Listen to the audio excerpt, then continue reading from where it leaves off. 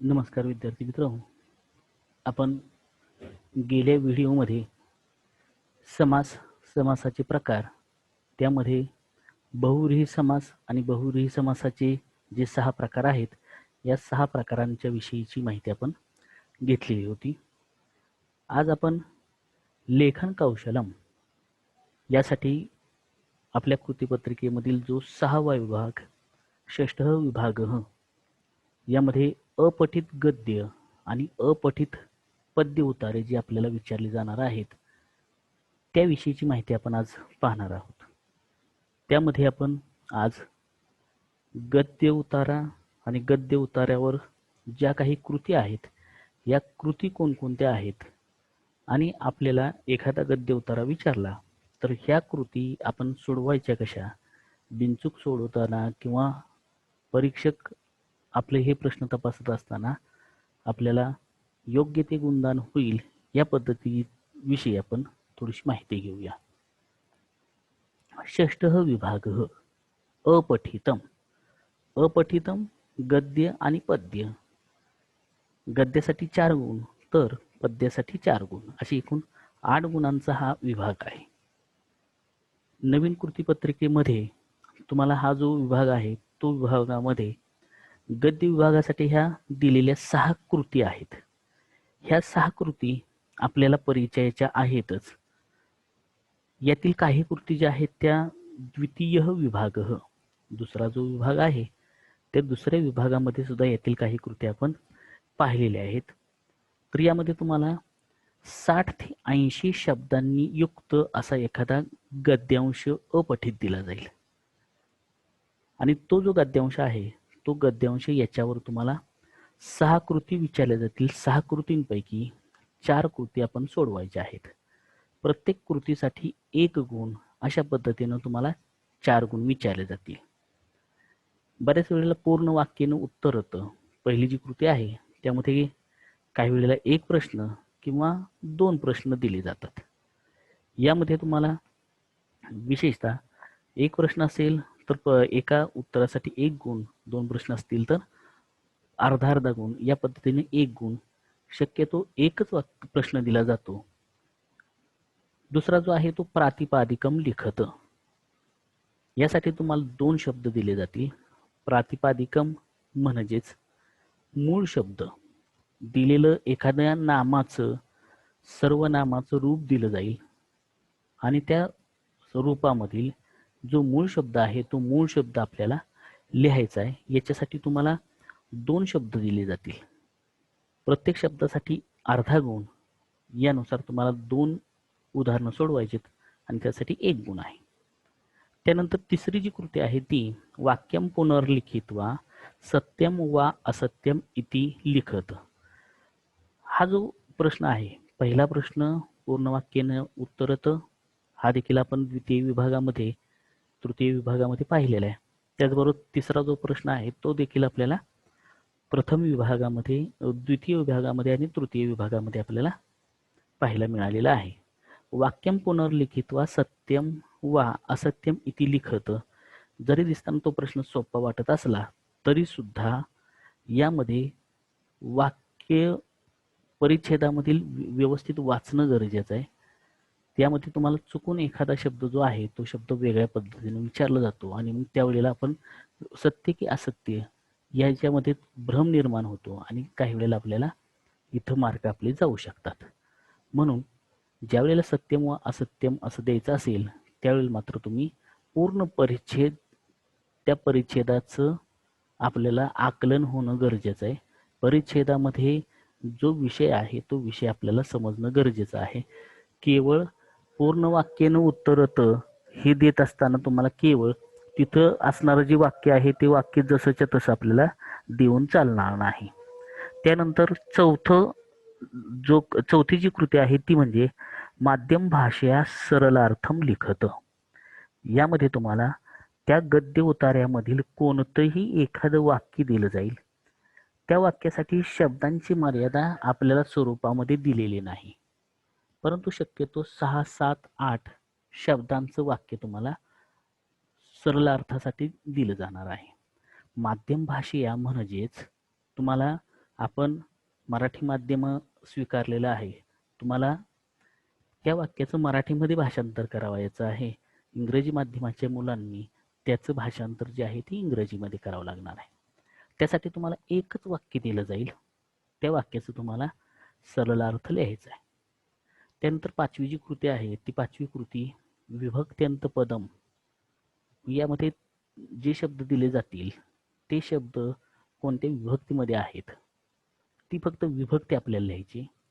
अव्यय यामध्ये बहुधा धातुसाधित अव्यय विचारली जातील आणि ही धातुसाधित अव्यय त्वंत, लेवंत, तुमंत ही 3 प्रकारचे अव्यय तुम्हाला विचारले जातील.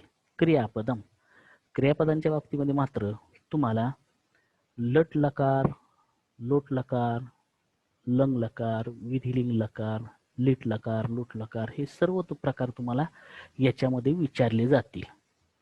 त्यामुळे सर्व प्रकारांचे सर्व लकार जे आहेत याचा परिचय आपल्याला असणं गरजेचं आहे. ज्या वेळेला आपण गद्यांशाचं वाचन करणार आहोत त्याच वेळेला आपण त्या उतार्यामध्ये कोणत्या लकाराची रूपं आहेत हे देखील पाहणं गरजेचं आहे. ज्याप्रमाणे आपण लकाराची रूपं पाहतोय त्याचप्रमाणे आपण अव्यय कोणकोणते आहेत, कोणत्या विभक्तीमध्ये कोणकोणते शब्द आहेत याची माहिती देखील असणं गरजेचं आहे. त्यानंतर 6वी जी कृती आहे ती 6वी कृती म्हणजे कारक परिचयम कुरुत. कारक परिचय द्या. हा जो कारक परिचय आहे तो तुम्हाला प्रथमा, द्वितीया, तृतीया, चतुर्थी, पंचमी आणि सप्तमी या विभक्तीमध्ये असलेले शब्द तुम्हाला विचारले जातील.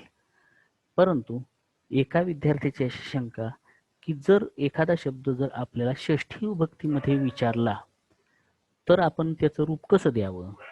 तर त्यावेळेला आपण तिथं समजा षष्ठी विभक्तीमधील शब्द दिला असेल तर तुम्ही तो शब्द कारकार्थम अत्र कारकार्थम न, कारण की षष्ठी विभक्तीला कारकार्थ नाही.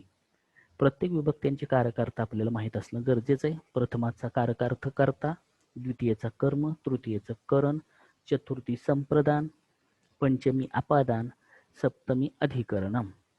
मग या वेळेला आपण उत्तर लिहित असताना जो शब्द तुम्हाला दिला जाईल तो शब्द कोणत्या विभक्तीमध्ये आहे हे ठरल्याबरोबर मूळ शब्द उत्तरपत्रिकेमध्ये लिहावा आणि खालच्या ओळीला कारक असं लिहून त्याच्या पुढे जो कारकार्थ आहे कर्ता, कर्म, करण, संप्रदान, अपादान, अधिकरण यापैकी जो योग्य शब्द असेल तो शब्द तिथं त्याच्यासमोर लिहावा. याच्यासाठी तुम्हाला 2 शब्द तुम्हाला विचारले जातील.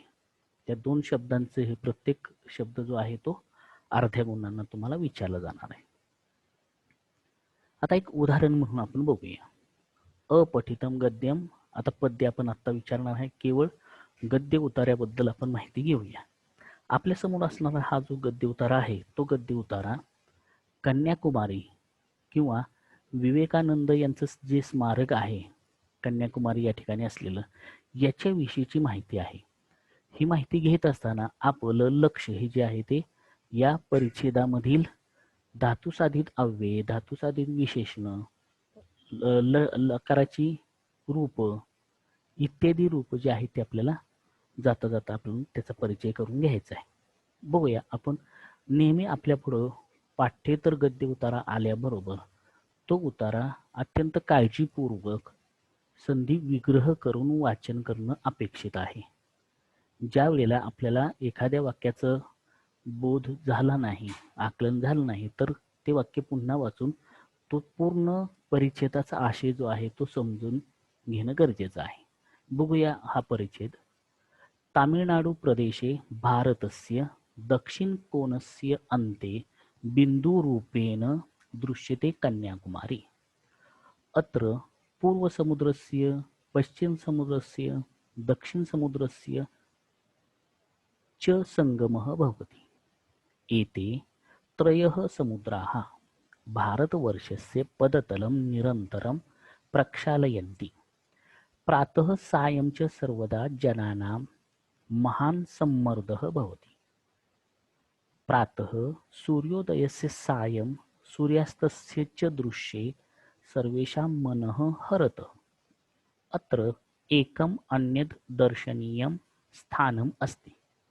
विवेकानन्दस्मारकं नाम कन्याकुमारीतः यन्त्रचलितया नौकया विवेकानन्दस्मारकं प्रति गन्तुं शक्यते। समुद्रतीरात् प्रस्थिता नौका आदौ तिरुवल्लुवर प्रतिमायाः समीपं गच्छति। तिरुवल्लुवरमहोदयेन तिरुक्कुरत्न इति नामकः तमिळ्वेदः रचितः। इतः पुनः प्रयाणं कृत्वा स्मारकं प्रति गम्यते। तत्र भूतले एकं विशिष्टं ध्यानमन्दिरम् अस्ति, यत्र अन्धकारसमये प्रकोष्ठे प्रकाशमानम् ओम् इति चित्रं दृश्यते। तत्र सर्वे मौनवृत्तम् एव धारयन्ति। समुद्रस्य स्वर्णमयं जलं, स्मारकस्य दर्शनं सर्वमेव प्रेरणादायकं स्फूर्तिदायकं च। हा परिच्छेद वाचल्यानंतर यामध्ये विशेषतः लट लकाराची रूपं आहेत. गंतुम तथा कृत्वा ही अव्यय आहेत. तर काही ठिकाणी तुम्हाला विशेषणही पाहायला मिळतील. उदाहरणार्थ सम्मर्दः, प्रातः इत्यादी जी आहेत ती तुम्हाला विशेषण देखील सापडतील.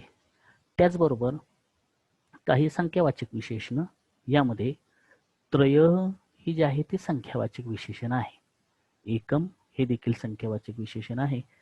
अशा पद्धतीने ज्या वेळेला परिच्छेद आपण वाचू त्यावेळेला ह्या सहाही कृती आपल्या डोळ्यासमोर असणं गरजेचं आहे. सहाही कृती पाहिल्यानंतर आपण या परिच्छेदावर कसे प्रश्न विचारले जाऊ शकतील याची काही उदाहरणं आपण पाहूया. पहिल्यांदा तुम्हाला इथं एक वाक्यानं उत्तर होतं. आपल्याला प्रश्न एकच विचारला जाणार आहे. इथं नमुना म्हणून 2 प्रश्न तुमच्या समोर दिलेले आहेत. 2 प्रश्नांमध्ये पहिला प्रश्न जो आहे तो कन्याकुमारी कस्मिन् प्रदेशे अस्ति. याच्यासाठी या परिच्छेदामध्ये आपल्याला भलं एक मोठं वाक्य दिलेलं आहे, परंतु एवढं वाक्य न लिहिता एखादा विद्यार्थी या प्रश्नाचं उत्तर लिहित असताना कन्याकुमारी तामिळनाडू प्रदेशे अस्ति असं सुद्धा उत्तर लिहू शकेल. बघा, कन्याकुमारी कस्मिन् प्रदेशे अस्ति. कन्याकुमारी तामिळनाडू प्रदेशे अस्ति. एखादा विद्यार्थी या वाक्यामधील इतर भाग जो आहे तो सुद्धा देऊ शकेल. कन्याकुमारी तामिळनाडू प्रदेशे भारतस्य दक्षिण कोणस्य अन्ते अस्ति. बिंदू रूपेण दृश्यते असं लिहिण्याची गरज नाही. या ठिकाणी याच्या शेवटी दक्षिण कोणाच्या शेवटी ही कन्याकुमारी आहे. म्हणजे या प्रश्नाचं उत्तर तो विद्यार्थी अशा पद्धतीने जे देऊ शकेल, केवळ तामिळनाडू प्रदेशे असं म्हणेल त्याला देखील गुण मिळतील. आणि काही एखादा विद्यार्थी कन्याकुमारी तामिळनाडू प्रदेशे भारतस्य दक्षिण कोणस्य अन्ते अस्ति हे जरी उत्तर दिलं तरी सुद्धा बरोबर आहे. त्यानंतर दुसरा जो प्रश्न आहे तो अत्र कति समुद्रानां संगमः अस्ति. येथे किती समुद्रांचा संगम आहे. आता इथं वाक्य असे बघा, एते त्रयः समुद्राः भारतवर्षस्य पदतलं निरंतरं प्रक्षालयन्ति. इथं आपल्याला 3 समुद्र हे जे उत्तर आहे ते त्रयः समुद्राः. म्हणून या प्रश्नाचं उत्तर अत्र त्रयः त्रयाणां समुद्राणां संगमः अस्ति. या ठिकाणी त्रय हे जे आहे ते संख्यावाचक विशेषण कोणाचं आहे तर समुद्रानाम हा षष्ठी विभक्तीच्या बहुवचनातील जो शब्द आहे त्यानुसार तुम्हाला ते संख्यावाचक विशेषण वापरणं गरजेचं आहे. अत्र त्रयाणां समुद्राणां संगमः अस्ति. केवळ त्रयः लिहिलं तर आपल्याला उत्तर मिळणार, तिथं गुण मिळणार नाहीत. त्यामुळं तिथं हे जे विशेषण वापरणार आहे ते विशेषण त्या विशेष्याप्रमाणे चालवणं अपेक्षित आहे. त्यानंतर सत्यम वा असत्यम इति लिखत. वाक्य कसे बघा, एते त्रयः समुद्राः भारतवर्षस्य पदतलं निरंतरं प्रक्षालयन्ति.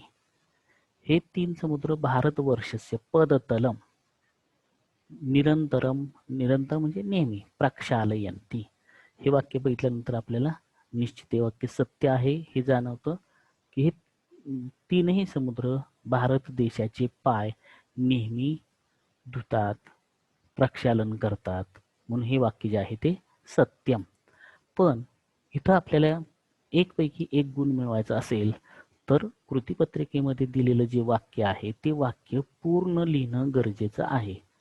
ते वाक्य पूर्ण लिहिल्यानंतरच खालच्या ओळीला सत्यम वा असत्यम जे असेल ते लिहिणं गरजेचं आहे. त्यानंतर प्रातिपादिकम लिखत, कंसामध्ये मुद्दाम दिलेले बघा मूल शब्दम, त्यातील मूळ शब्द फक्त लिहायचा आहे. म्हणजेच उदाहरणार्थ जनानाम आणि प्रकोष्ठे हे अनुक्रमे षष्ठी आणि सप्तमी मध्ये असणारे शब्द आहेत. पण तो कोणता शब्द कोणत्या विभक्तीमध्ये आहे, वचनामध्ये आहे हे पाहण्यापेक्षा तो कोणता मूळ शब्द आहे की जो षष्ठी किंवा सप्तमीमध्ये चालवला आहे. तर इथं जन हा शब्द आहे. जन हा शब्द मूळ शब्द आहे, तर प्रकोष्ठीमध्ये प्रकोष्ठ हा मूळ शब्द आहे.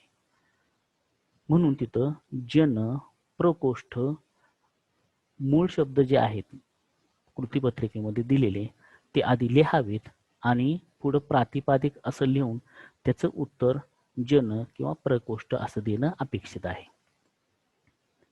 त्यानंतर पुढचा जो प्रश्न आहे तो पुढचा प्रश्न असा आहे, गद्यांशात केपि द्वे अव्यये चित्वा लिखत.